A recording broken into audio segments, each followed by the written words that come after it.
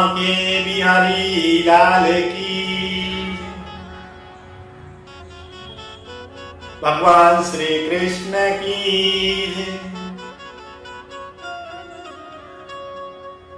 जब राजा भरत जी ने अपने जीवन के अंतिम क्षणों के अंदर मृगकाली हिरण का स्मरण किया तो अगले जन्म में हिरण योनि के अंदर उसको जन्म मिला। परंतु पूर्व जन्म में भगवान की तपस्या के कारण, अच्छे संस्कार के कारण हिरण की योनि मिलने के उपरांत भी उनको पिछले जन्म का स्मरण रहा कि मैं कौन था और क्या किया जिसके कारण मुझे इस योनि के अंदर जन्म मिला।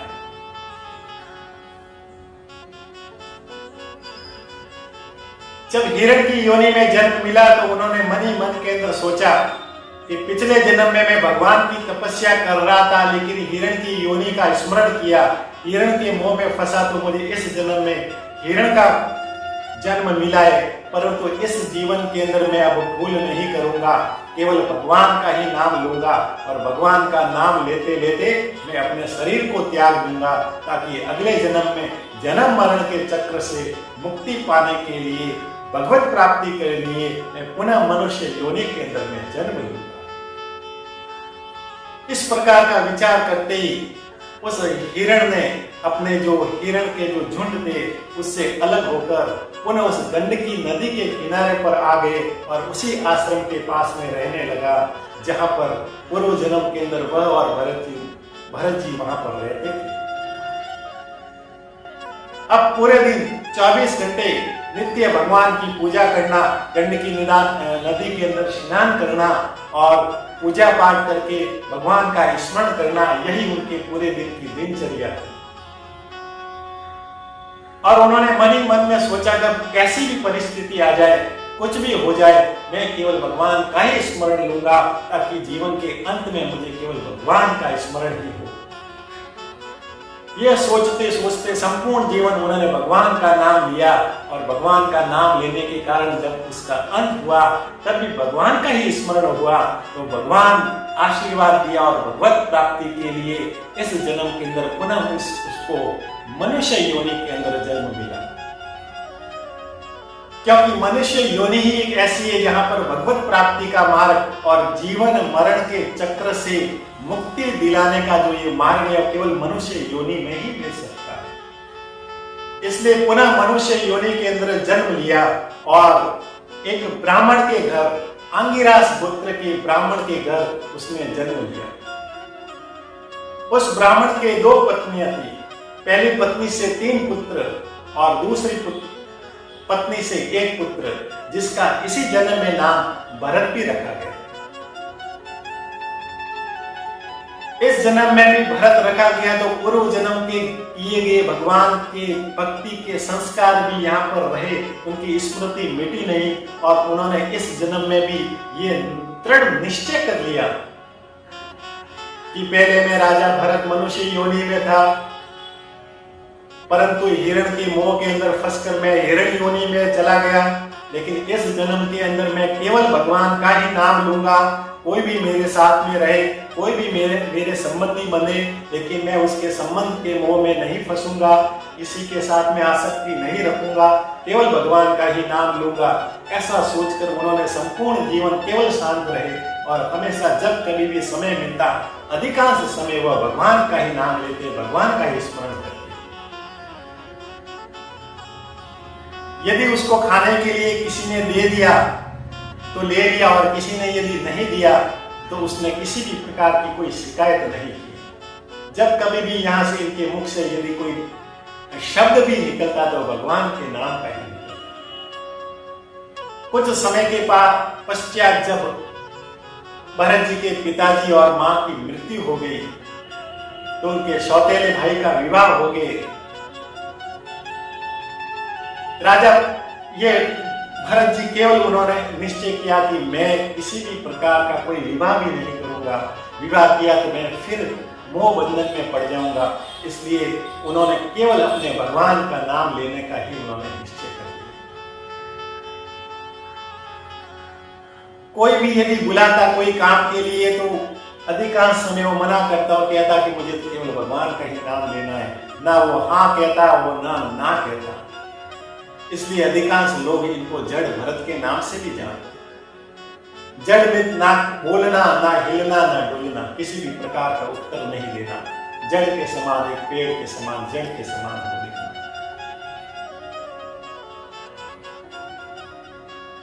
एक बार की बात है, जब उनके सौतेले भाइयों की पत्नी ने अपने पतियों से कहा कि जो तुम्हारा भाई है वो सारा दिन यहाँ पर बैठे बैठे खाता है, इनको कुछ दुकान लेके चलो, कामकाज करवाए। मैं सारा दिन यही, ना कोई काम करता है ना कुछ बोलता है, सारा दिन यही पड़ा रहता है और हर समय खाता ही रहता है।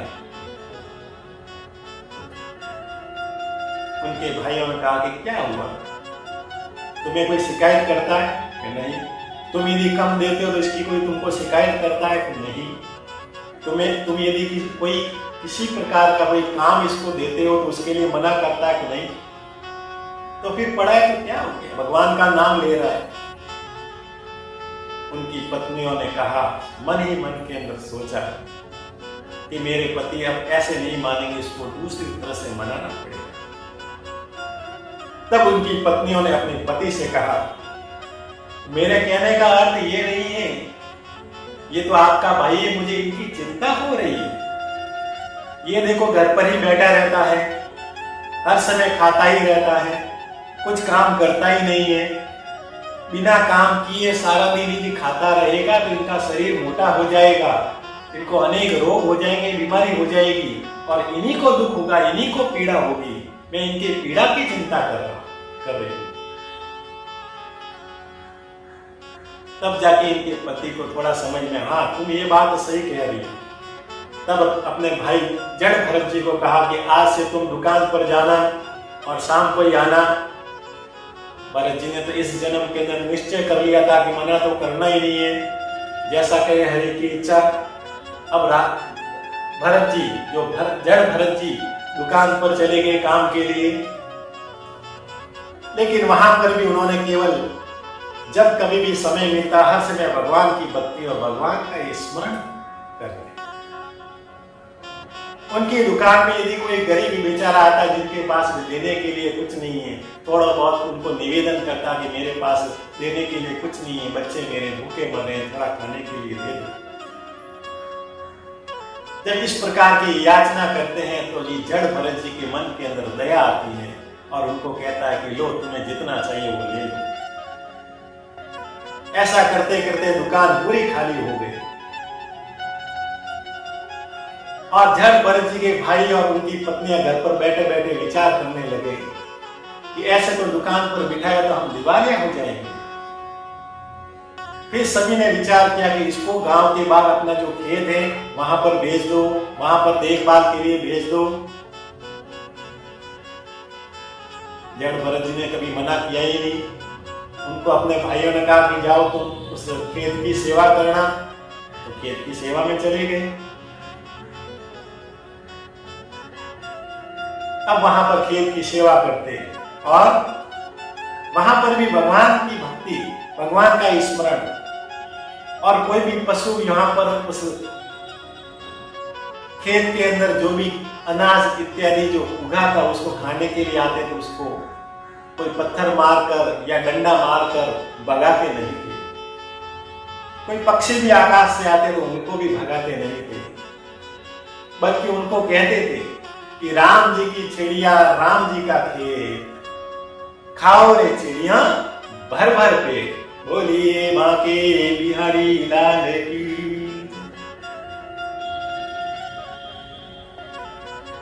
इस प्रकार से वह भगवान की भक्ति और भगवान का स्मरण करते हुए वहां पर बिना किसी की शिकायत के हुए रहते हैं। उस खेत के आसपास में एक भद्रकाली का मंदिर था और वहां से एक ऐसी बात और ऐसी मान्यता चारों तरफ में फैली हुई थी। इस भद्रकाली के मंदिर में जो कोई भी मानव की बलि को चढ़ाएगा तो माता प्रसन्न होगी और उस चढ़ाने वाले की हर इच्छा को पूरी करेगी। जब ये बात डाकों के सरदार को मालूम चली तो डाकों के सरदार ने सोचा कि क्यों ना हम भी मानव की बलि उस भद्रकाली को चढ़ा दें, और माता जब प्रसन्न होगी तो हम इच्छा के रूप में अनेक धन दौलत सोना चांदी मांगेंगे, फिर लूटने की चोरी करने की आवश्यकता ही नहीं पड़ेगी। बोलिए बांके बिहारी लाल की। तब डाकों के सरदार ने अपने 2 आदमी को भेजा कि कोई एक हट्टा कट्टा जो मानव उसको पकड़ कर ले आओ। दोनों फिरते फिरते उस खेत में पहुंचे जहां पर जड़ भरत जी बैठे हुए और भगवान का नाम ले रहे। उसको पकड़कर तुरंत भद्रकाली के मंदिर में लेके आए। पहले भरत जी को स्नान करवाया, सुंदर सुंदर वस्त्र पहनाए और फूलों की माला पहनाई, फिर स्वादिष्ट स्वादिष्ट उनको भोजन खिलाया। इतने दिनों के बाद जब स्वादिष्ट भोजन खाया तो जड़ भरत जी ने उन डाकुओं को कहने लगे कि आज कोई उत्सव है जो इस प्रकार का स्वादिष्ट व्यंजन बनाया है। डाकुओं ने कहा कि आज तुम्हारी बलि है। जड़ भरत जी ने कहा कि यदि बलि से इस प्रकार का स्वादिष्ट भोजन मिलता है तो ऐसी बलि तो रोज होनी चाहिए। डाकुओं का भी पागल लगता है। फिर डाकुओं के सरदार ने कहा कि हे, तुम अपने सिर को झुकाओ। जैसे उन्होंने कहा कि अपने सिर को झुका दो और अपनी आंखों को बंद कर दो, जड़ भरत जी ने अपने सिर को झुकाया, आंखों को बंद किया और वहां पर जैसे ही उस जड़ भरत जी की बलि देने के लिए उस डाकुओं के सरदार ने अपने हाथ में तलवार को उठाया तो तुरंत वहीं पे भद्रकाली की मूर्ति को फाड़कर माता काली एक भयंकर और विकराल रूप के अंदर प्रकट हो गई। बोलिए भद्रकाली मात की। माता अति क्रोधित मुद्रा के अंदर प्रकट हुई और अपने हाथ में त्रिशूल लेकर वहां पर जितने भी डाकू थे उन सभी के सिर को धड़ से अलग कर दिया और उन सिरों के मुंडों की माला बनाकर पहनकर नृत्य करने लगी। कुछ समय के बाद जब भद्रकाली मां शांत हुई, भरत जी को आशीर्वाद दिया और वहां से अंतर ध्यान हो गया। भरत जी भी माता काली का आशीर्वाद पाकर पुनः अपने खेत के अंदर चले गए और वहां पर भगवान का स्मरण करने लगे। कितना सुंदर है। यदि भगवान का भक्त भोला होता है तो उनकी मदद के लिए कोई आए ना आए, लेकिन भगवान जरूर आते हैं। जो अपराध भगत कर करही राम रोष पावक सो जर। जो भगवान के भक्त का अपराध करता है उनको भगवान के रोष, भगवान के क्रोध का सामना करना पड़ता है। बोलिए भागवत भगवान की।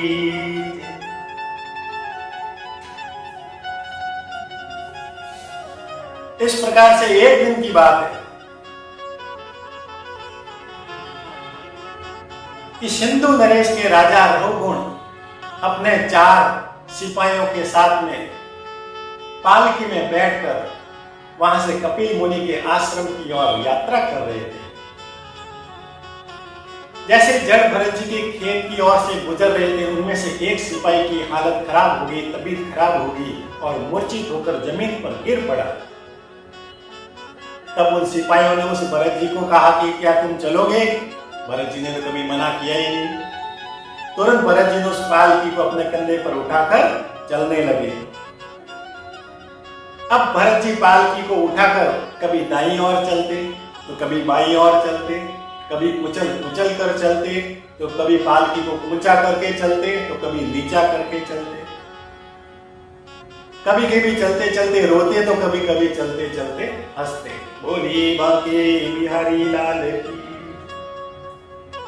जब बार बार दाएं बाएं उछल कूद कर चलते तो एक बार पालकी जब जैसे ही ऊंची नीची हुई तो राजा रघुगुण का सिर है वो उस पालकी से टकराया तो उसके खून बहने लगा। राजा रघुगुण क्रोधित हुआ और कहने लगा कि कौन है ऐसा जिसने इस प्रकार की हिम्मत की है मेरे सिर को फोड़ने की। उनके सिपाहियों ने कहा कि ये जो नया मानव आया, ये जो छोकरा आया, ये लड़का इसी की करतूत है। लगता है राजा ये तो पागल है, कभी दाएं चलता है तो कभी बाएं, सीधा तो कभी चलता ही नहीं, कभी कुचल कूद कर चलता है, कभी रोता रोता तो कभी हंसते हंसते। जब इस प्रकार की सिपाहियों ने बात की तो राजा रहुगुण क्रोधित हुआ और जड़ भरत जी को कहने लगे, तुम जीवन मृत्यु न कदर्पी कृति वर्त शासन मति सर्ची प्रतंतस्य च ते करोमि चिकित्साम दंड पाणी।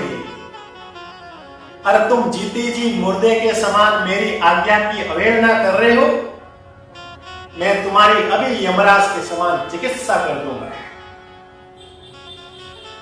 जब राजा रहुगुण ने इस प्रकार के कटु वचन कहे, भला बुरा कहा, गालियां देने लगे और मृत्यु दंड जैसे वचन कहे, तब जड़ भरत जी को उस राजा रहुगुण पर दया आ गई।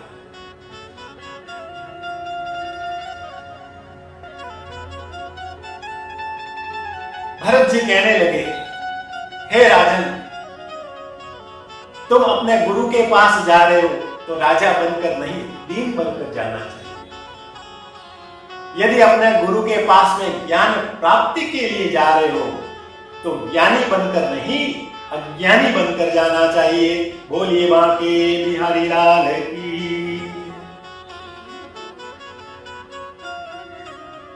हे राजन, मैं तो साधारण पुरुष हूं और साधारण मनुष्य के लिए साधारण से साधारण कर्म भी उसके लिए मूल्यवान होते हैं, साधारण से पुण्य भी उसके लिए मूल्यवान होते हैं और साधारण से किए गए पाप भी उनके लिए बहुत बड़े पाप होते हैं। इसलिए जब मैं आपको पालकी पर उठाकर अपने कंधे पर उठाकर जा रहा था तो मैं बीच के रास्ते के अंदर जब कीड़े मकोड़े को देखता तो उनको बचाने के लिए कभी मैं दाईं ओर चलता, कभी बाईं ओर चलता और कभी उसके ऊपर से उछल कर चलता, और कभी कभी जब वो कीड़े मकोड़े मेरे पैर के नीचे आकर मर जाते तो उनको मैं पाप समझकर, मेरे द्वारा किए गए पाप समझकर रोने लगता, दुखी होता, और जब वो बच जाते तो मेरे द्वारा पुण्य किए गए उससे मैं आनंदित होता और खुश होता। हे राजन, रहा आपने मुझे चिकित्सा दंड देने की, मृत्यु दंड देने की जब बात की है तो आप मृत्यु दंड मुझे कैसे दे सकते हो?